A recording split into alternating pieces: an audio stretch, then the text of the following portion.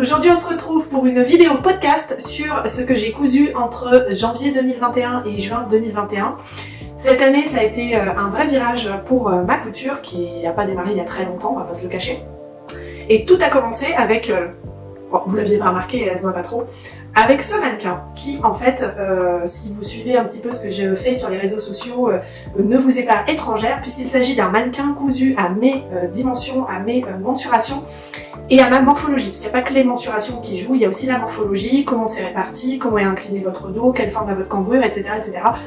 Et donc mon premier projet de cette année 2021, ça a été ce mannequin. Alors ce mannequin, il y a beaucoup à dire rien que sur lui, donc j'en parlerai dans une vidéo dédiée. Néanmoins, comme c'est un podcast sur ce que j'ai cousu dans la première moitié de l'année 2021, je me devais de la mentionner et elle va nous accompagner pendant tout ce podcast.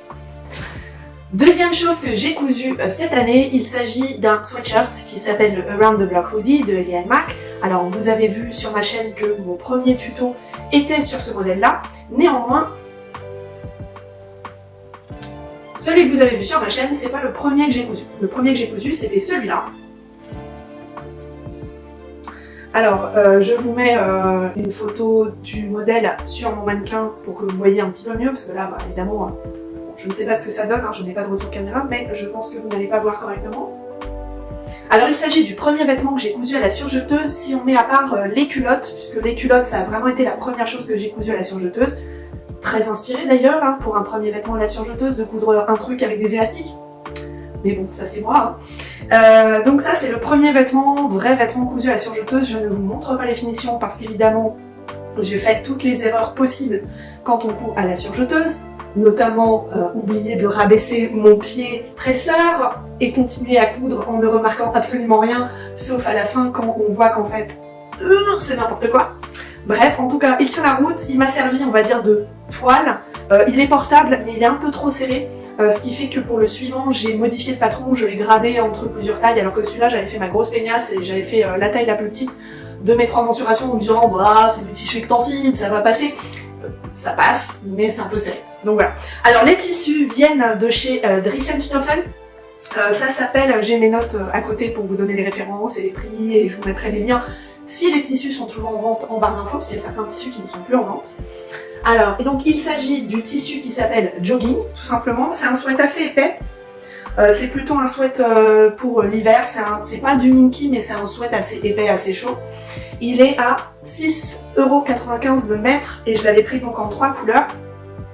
Blanc, donc c'est WIT, je crois, W-I-T, parce que c'est un site hollandais, hein, pour ceux qui ne savent pas. Mint, et ça je crois que c'est anthracite, mais je ne suis plus sûre parce que je n'ai pas retrouvé sur la facture, certains noms de tissus ont disparu de la facture, donc il n'y a plus que le prix. Génial.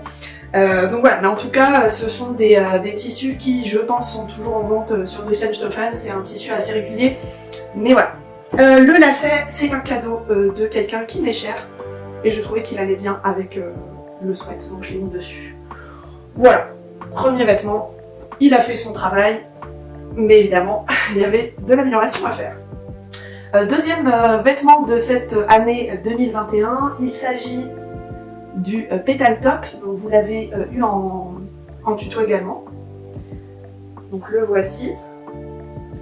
J'ai dû faire des pinces poitrine puisque en prenant mes tailles et en gradant le patron, j'avais quand même un excédent de tissu au niveau de la poitrine. Donc j'ai fait des pinces. Bon. J'ai fait des pinces. Vous reconnaissez l'ourlet laitue, c'est un haut compatible allaitement. Donc vous voyez maintenant, la dernière fois je vous l'avais pas montré parce que je le portais, mais là je peux vous montrer maintenant. Donc, vous voyez qu'en fait la partie rouge n'est pas cousue avec la partie blanche et donc vous pouvez allaiter votre enfant avec ce top. Ce patron est toujours disponible sur Eliane Mac. Régulièrement, si vous suivez mes réseaux, vous savez que certains patrons Eliane Mac chaque semaine passent à 1$. Donc il peut potentiellement un jour être 1$. Je vous mets le lien vers la page des patrons à 1$ dans ma description et vous verrez que ça change toutes les semaines.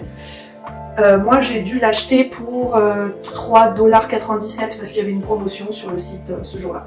Voilà. Les tissus. Donc les tissus ce sont 2 jerseys polyester dentelle qui sont, je crois à l'heure actuelle, encore disponibles sur le site des Coupons Saint-Pierre.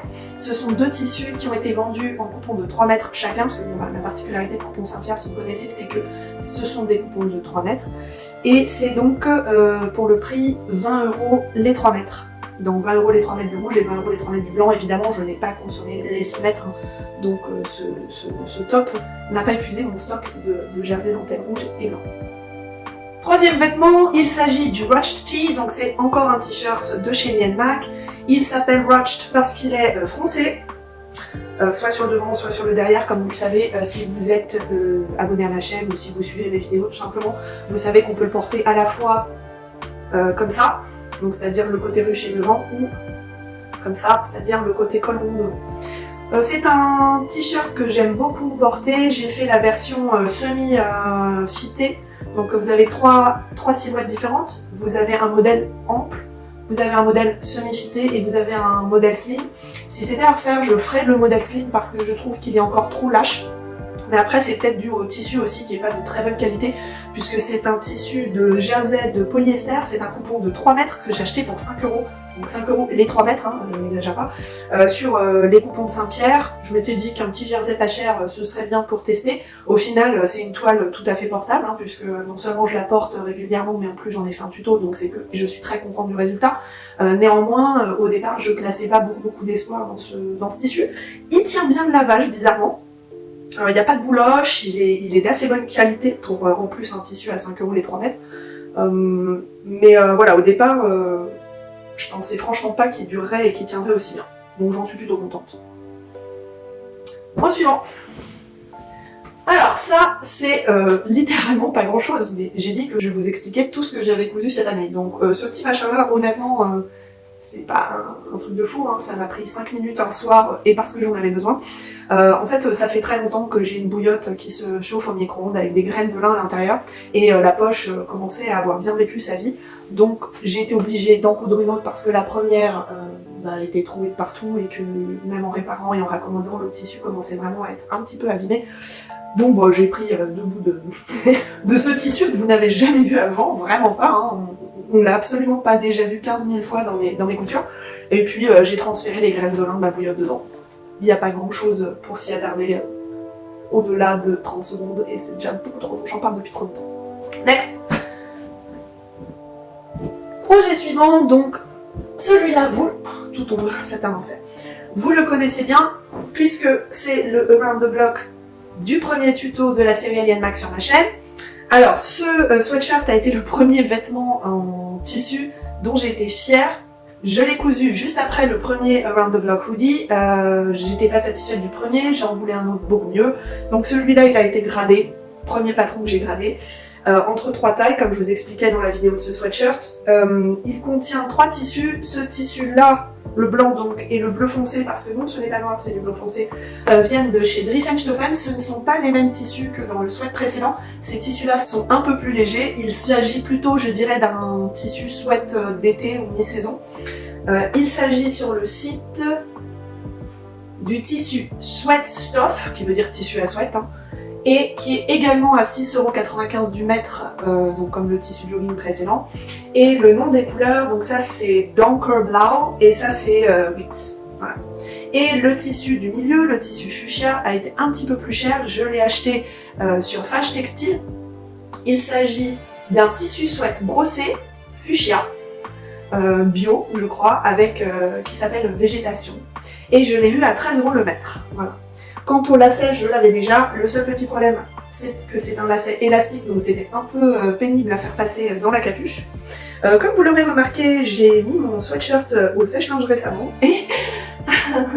et le lacet a déteint sur le tissu parce qu'évidemment je n'avais pas réfléchi qu'en lavant mon sweat à 40 ça passe, mais en le mettant dans le sèche-linge mouillé, le sèche-linge il monte à beaucoup plus que 40 degrés, donc potentiellement ça déteint et donc évidemment ça n'a pas loupé. Alors on va dire que c'est joli, ça reste dans les teintes du sweat, mais j'avoue, je suis un petit peu énervée. Next. Et bien le next, donc c'est celui que je porte actuellement, il s'agit du Discover Tee de chez Lee & Mac.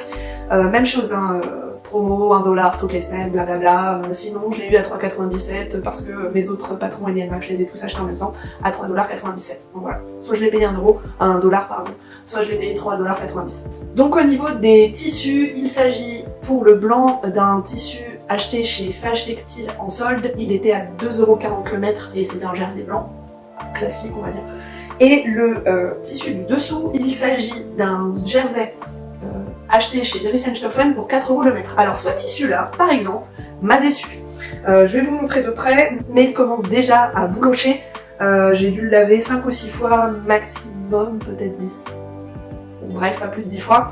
Et il est déjà en train de boulocher, bon, c'est décevant. C'est dommage parce qu'en plus, il y avait le concept petite rayure ou grande rayure au choix. En fait, je m'attendais plus à de la qualité de ce tissu-là que le tissu du Watch Tee, parce que celui-là, il m'a littéralement coûté 1,50€ le mètre, alors que celui-là, il y a 4€ le mètre, et ben en fait, pas du tout. Celui-là bouloche, l'autre pas. Tant pis. Je vous montre de plus près les bouloches quand même. La dernière couture que j'ai faite sur ce premier semestre 2021, c'est le sweatshirt Be Creative. Il est là.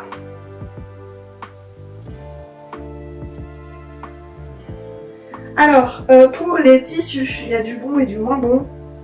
Ce tissu-là vient des coupons de Saint-Pierre, encore une fois. Je ne suis pas du tout sponsorisée par Coupons de Saint-Pierre, hein. J'achète juste beaucoup chez eux, mais cette vidéo n'est pas sponsorisée par Coupons de Saint-Pierre. C'est un jersey gaufré, je crois qu'il s'appelait comme ça, qui était à 15€ les 3 mètres. À l'heure actuelle, il n'est plus en vente depuis un moment, puisque si vous connaissez le site des Coupons de Saint-Pierre, il y a très peu de tissus, enfin, surtout dans les coupons de 3 mètres, il y a peu de tissus qui restent en vente de façon perpétuelle. En général, c'est des ventes courtes, et donc ils ont des stocks restreints, ils les mettent en vente, et quand ils en ont plus, bah, ils restockent pas le modèle. Donc voilà, ce jersey-là, honnêtement, de toute façon, s'il avait été en vente, je vous l'aurais pas conseillé. Il est un peu trop mou, je trouve, pour l'utilisation que j'en ai faite. Hein. Peut-être que pour un t-shirt, ce serait déjà mieux. En fait, c'est entre, au niveau de l'épaisseur du tissu, c'est entre le jersey et le tissu sweat. Je trouve qu'il n'a pas une bonne tenue. C'est du polyester, donc évidemment, bon, mais ça je le savais en l'achetant, hein, c'est moins qualitatif que du coton. Et puis je trouve qu'il se ternit pas mal au fur et à mesure des lavages. Il perd pas mal ses couleurs, donc ça va pas faire un résultat très durable, je pense. Voilà. Tant pis, hein, c'est la vie. Il m'a coûté 15€ les 3 mètres, je ne sais pas si je l'avais déjà dit.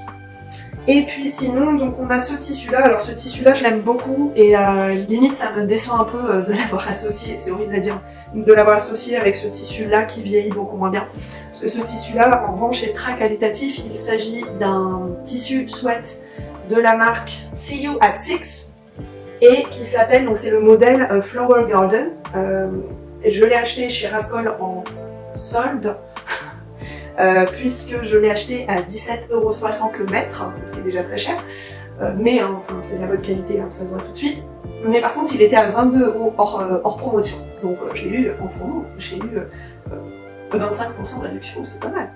Donc voilà, sweatshirt que j'aime bien. Après, j'attends de voir comment va vieillir le tissu gaufré. Je trouve qu'il grisaille déjà un peu, alors que je l'ai lavé quoi, 4-5 fois grand maximum, donc on verra bien. Et ben voilà, c'est tout pour ce podcast sur mes coutures de la première moitié de l'année 2021. Je vous retrouverai probablement dans environ 3 mois pour faire le bilan du 3e trimestre 2021. Ou à la fin de l'année si je trouve qu'il n'y a pas assez de contenu et qu'il faut que je fasse 6 mois d'un coup, on verra. Si mes coutures vous intéressent, je vous rappelle que j'ai un compte Instagram et une page Facebook Couture Positive. Si ce contenu vous a plu, n'hésitez pas à mettre un pouce bleu en dessous de la vidéo, ça fait toujours plaisir. Et vous pouvez également vous abonner pour avoir des nouvelles de mes futures sorties. Moi je vous dis à la prochaine vidéo et bonne cousette!